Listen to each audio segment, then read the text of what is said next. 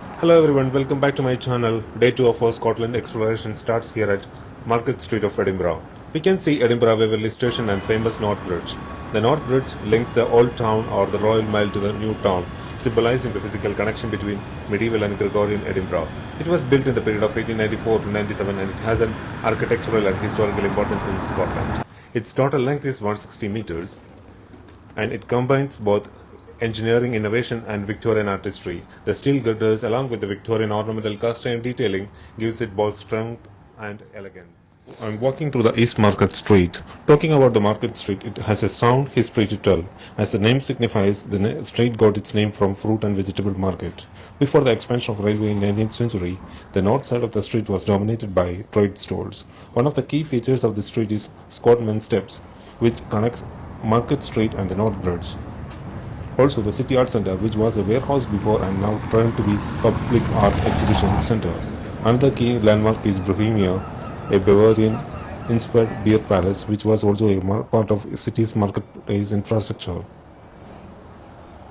Right in front of us, we can see a museum store of Edinburgh gin. Many of my audience know what is a gin. It is a distilled alcoholic spirit that gets its main flavor from juniper berries. It was founded in 2010 and known for its both classic London dry gin and wide range of flavored gins. It offers distillery experience which has to be pre-booked. It has various stores in Edinburgh. The major one is in the arches near Old Trinity Church. We are walking back to the Waverley station.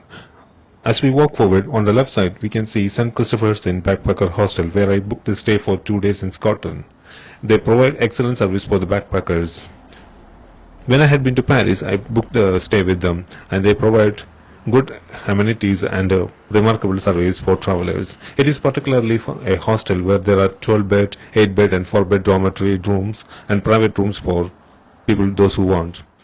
Finally, it's time to board train to Inverness. Within few time of waiting, the train to Perth has arrived. There are direct trains to Inverness from Edinburgh, but it's expensive, so I opted for connection train via Perth.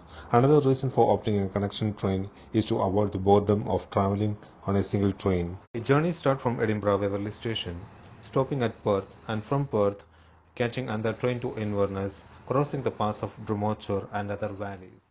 As the train moves forward, the Castle Rock comes to the picture.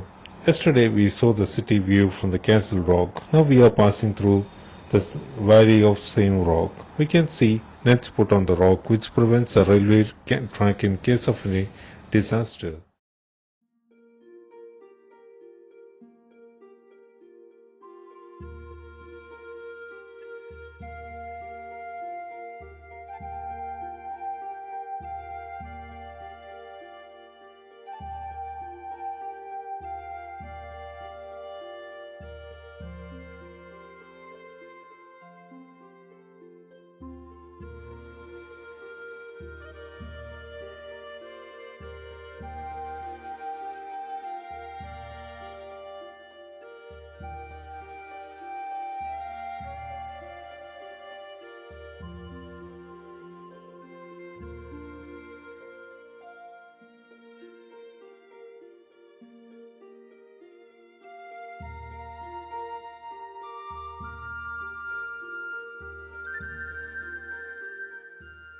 Now we are passing through the Queensberry Crossing, one of the striking landmarks of Scotland, spanning the Firth of Forth near Edinburgh.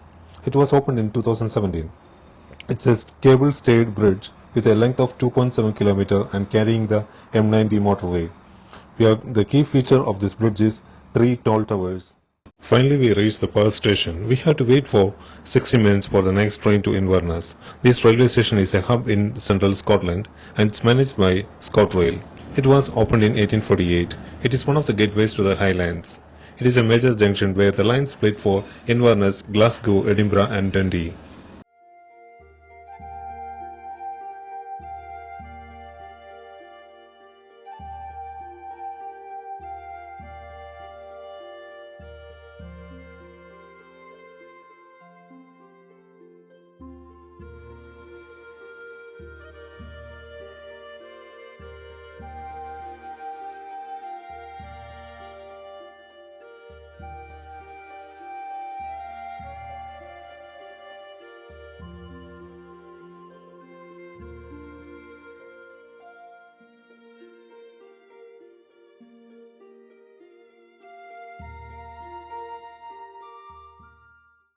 We are now entering the Pass of Drumochter, one of the dramatic and important mountain passes in Scotland. It is located in the central Scottish Highlands, 1,500 feet above the sea level, and is crossed by the A9 road.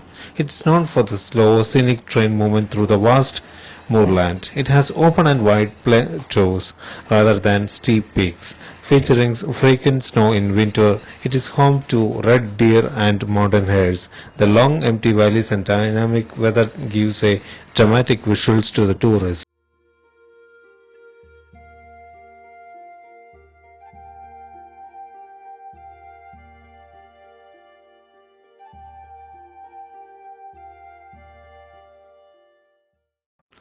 Finally, we have reached Inverness. Our first destination is Victoria Market.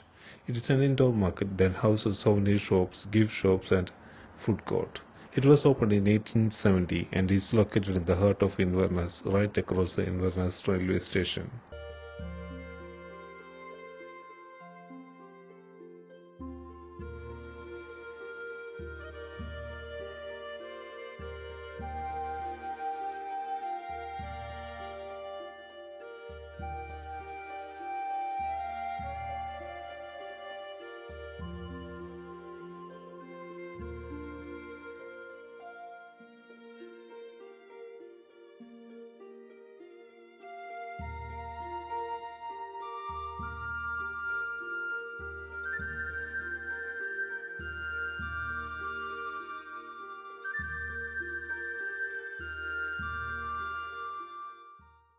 After having a short lunch, I reached one of the key landmarks of Inverness, that's Inverness Castle. It is situated on a cliff overlooking the River Ness. It's built on red sandstone and it stands as a symbol of Scottish Highlands. The current building dates back to 1836. One of the key facts about this castle is its connection to Macbeth. The first castle on this site was built by Malcolm Tree after destroying the fortress at Crown Hill owned by his rival Macbeth. The current castle was designed by architect William Byrne and Thomas Brown. It stopped functioning as a sheriff court in 2020. Now it is open to public as Inverness Castle Experience. It cost around £20 per person for an adult.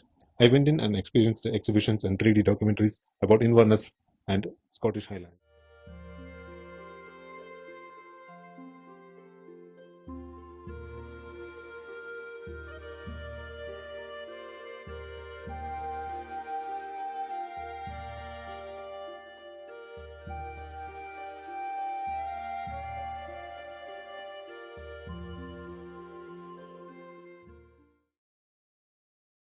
After the guided tour, we are going for a short trail through the Ness Bank. As we move down, we can see Ness Bank Church. On the right side, we can see three statues of women symbolizing faith, hope, and charity. It has a strong connection with the history of YMCA or Young Men's Christian Association, which was founded in London in 1844. The River Ness originates from Loch Ness, passing through the city of Inverness and out into the Beauly of Perth. It is a short river with a length of 10 kilometers from the Loch to the sea. The city of Inverness took its name from the River Ness, which means the mouth of Ness in the Scottish Gaelic.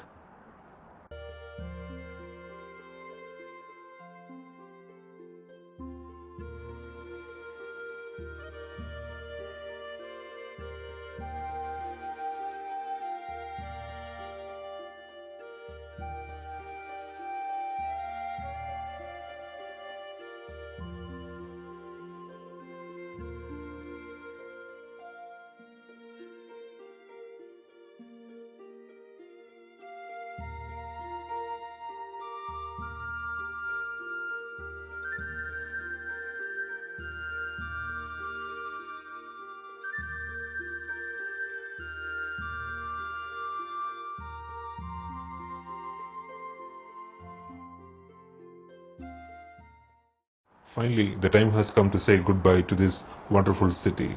I hope everybody enjoyed this journey and walking tour of Inverness.